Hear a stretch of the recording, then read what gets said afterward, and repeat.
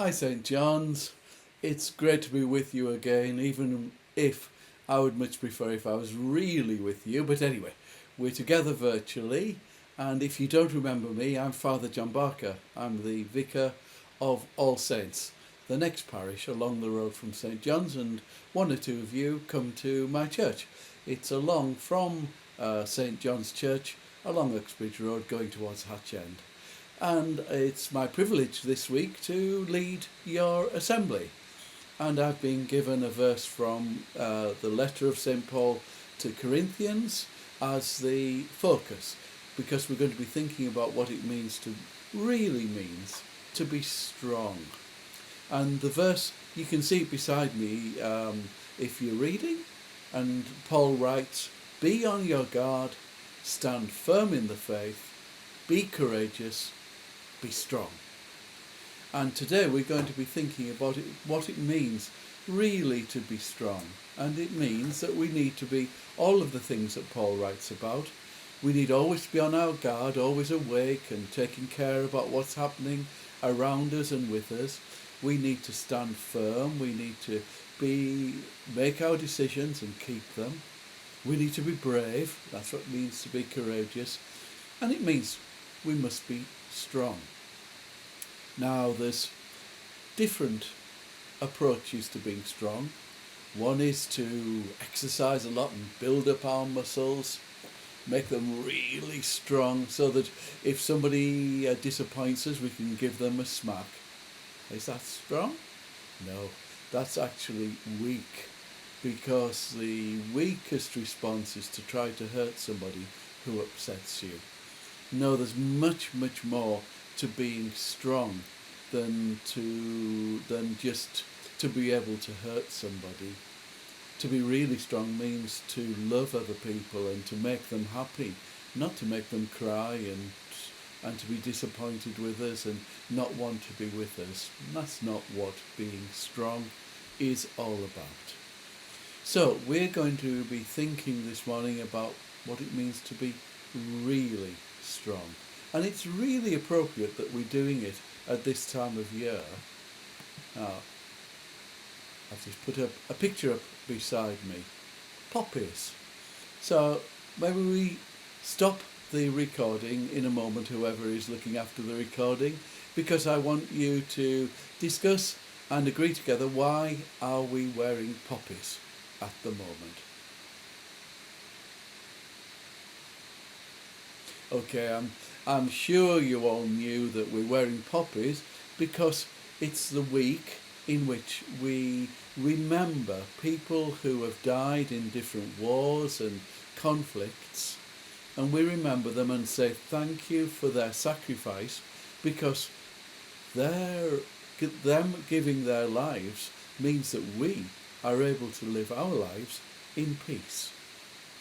Now, that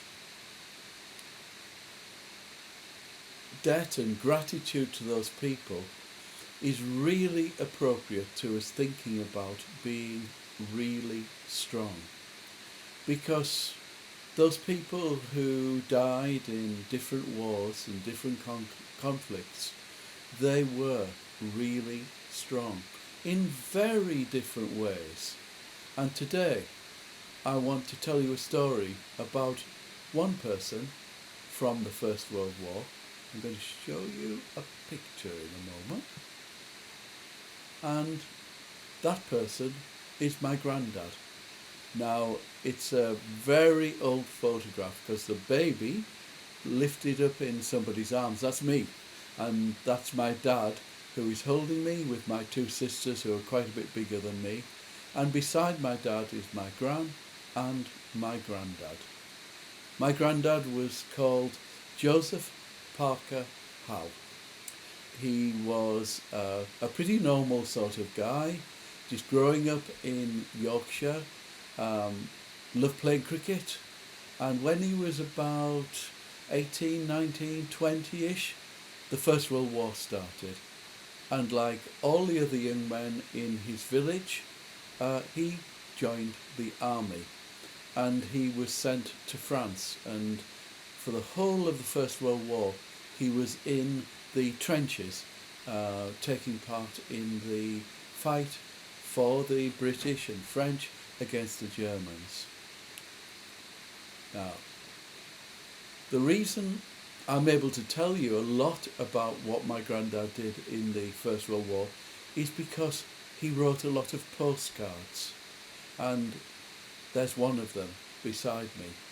And they used to have beautiful postcards given to them 2-3 times a year. These were hand-stitched by volunteers, and they were given to the soldiers so they could send cards and messages to their families at Christmas, on somebody's birthday, that sort of thing. Now, my granddad wrote loads of postcards.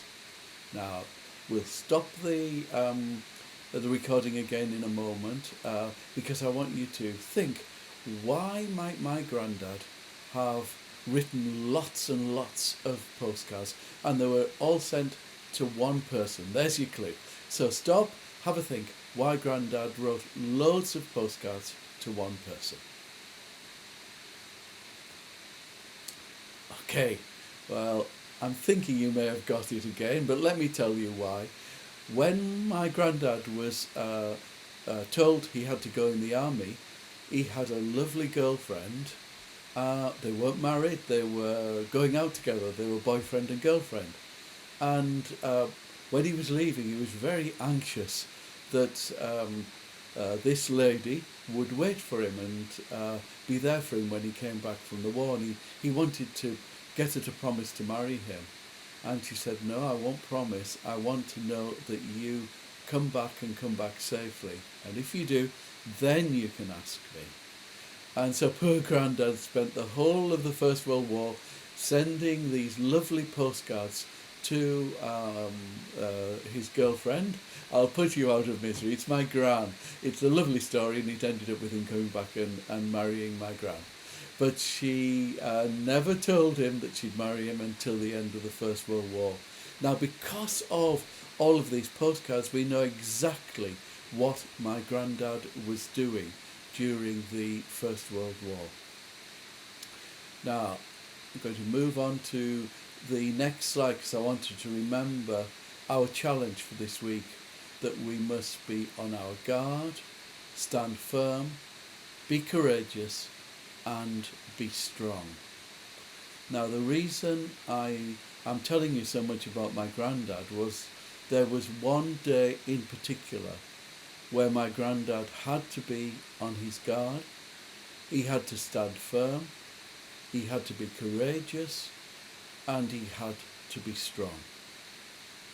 He was in the trenches fighting against the Germans through all of the major battles, and there was one day in particular that was really horrible. The British were trying to move forward and to gain some ground and gain an advantage over the German soldiers, and there was a lot of fighting, there was a lot of gunfire, and there were a lot of casualties. My granddad's job was not to fire guns. His job was to help anybody who was injured on the battlefield. He was in what was called the Labour Corps. They carried things. They carried things forward, and they carried soldiers back when they were injured.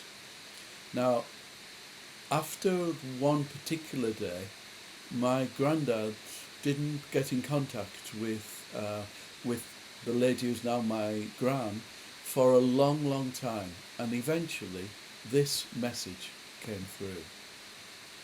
And Grandad wrote, I'll read it, it's there, you can see it.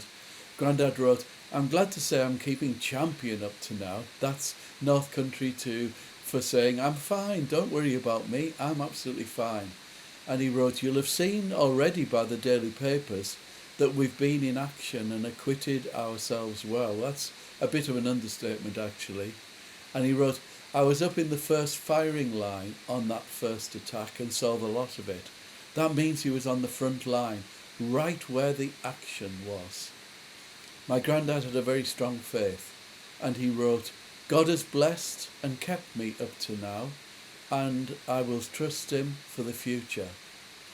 I've proved more than once already that his promises are true, that as thy day so shall thy strength be. He was putting a very brave picture on all that had happened. Let's see, he started to talk about what really happened.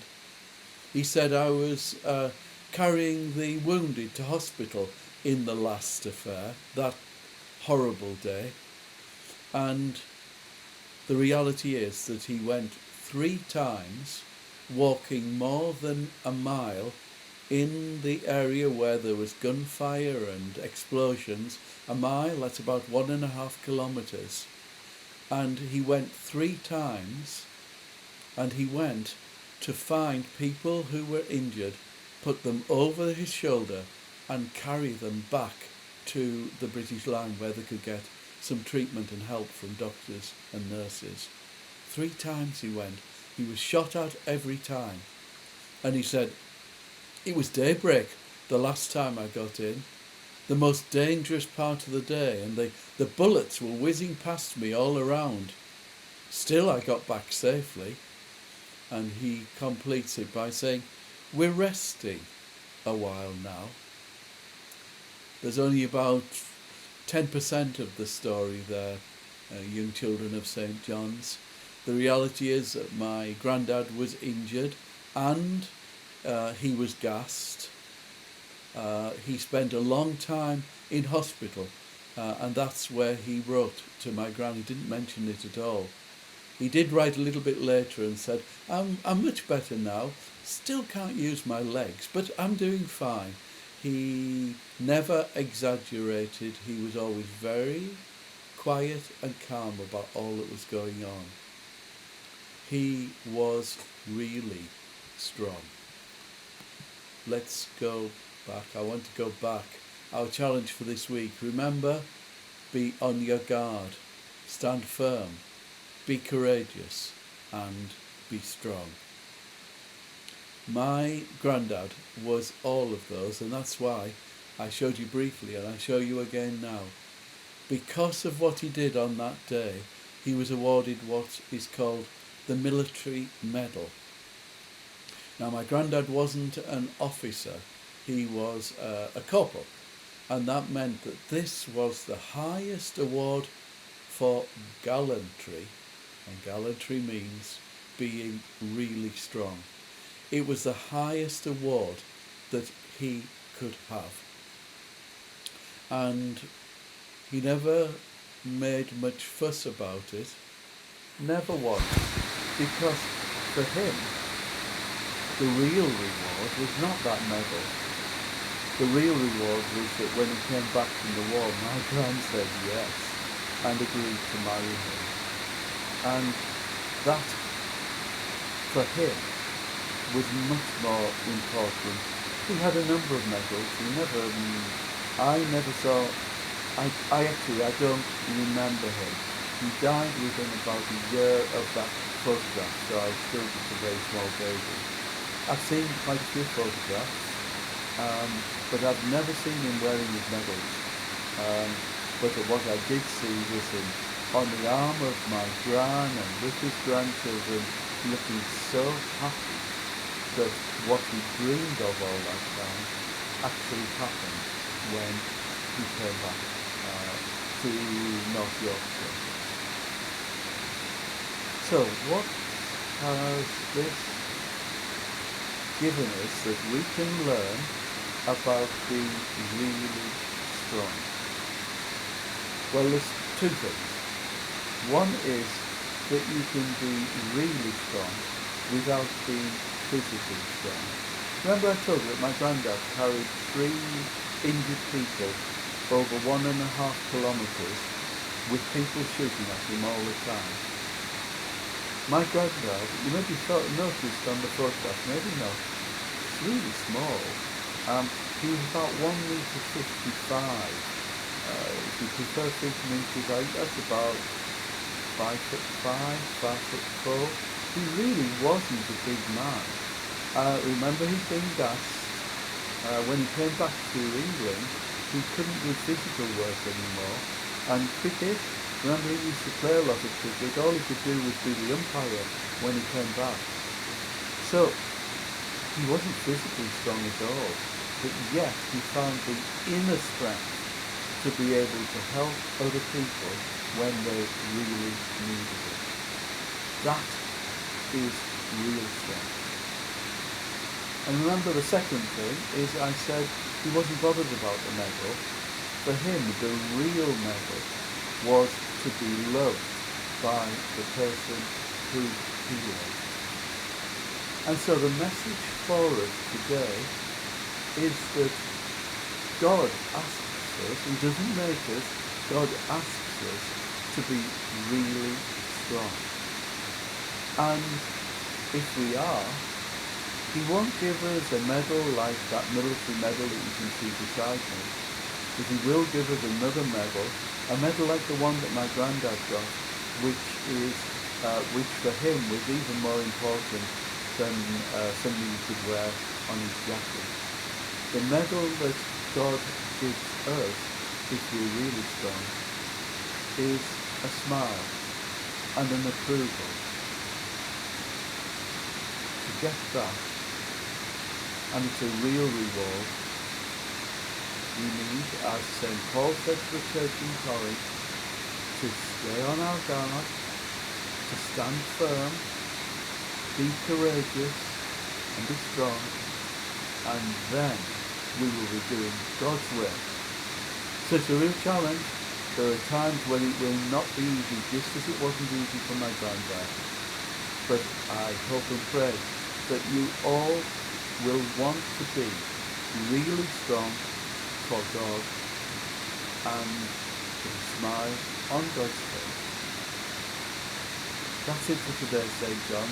I hope you're having a great week, and you will have a great week, and I really look forward to the next time I'm able to be in school and to see you all and say another hi. So for now, bye for me, and I hope the rest of this week will go really well. Bye.